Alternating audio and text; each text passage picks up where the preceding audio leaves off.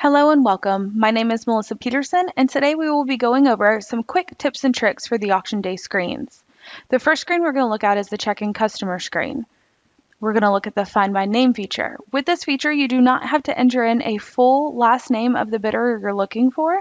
So let's say I'm looking for Edward Langhorst. I'm just going to enter in Lang and then click OK. It's going to find him based just off of that partial name that I entered in. Click Yes to check him in. And now he's checked into the auction.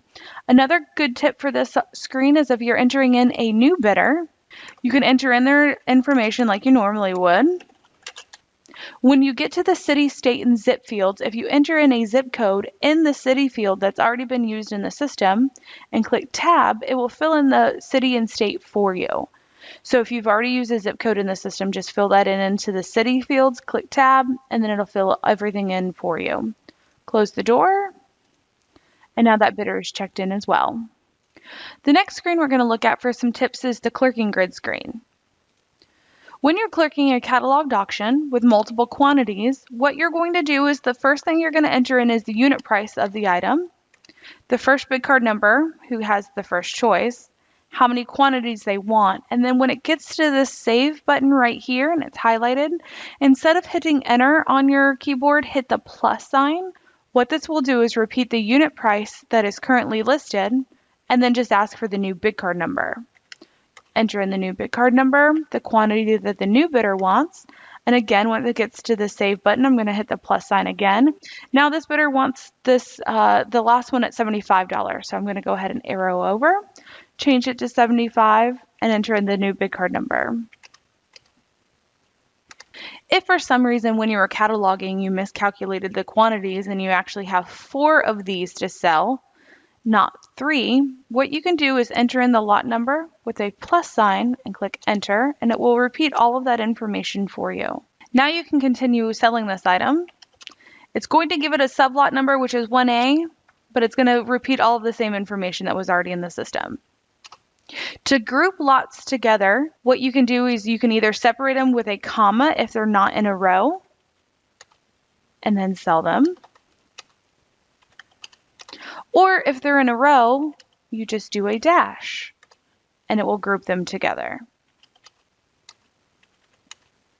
When clerking a cataloged auction and you have an item that is not previously cataloged but you want to add it in on the fly, you'll need a lot number for that item. To find the next available not being used lot number, you enter in 0 for the lot number and then hit enter. Now you can enter in your source code and your description.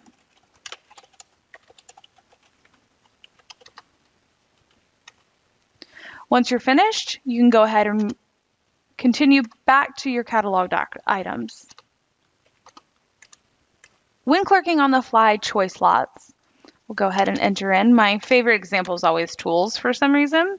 We'll go ahead and enter in the bid price. So it's currently at is $10. I'll enter in the first bid card number, and let's say this bidder wants 4 different tools at $10. Again, when I get to the save here, I'm going to hit the plus sign, not the enter.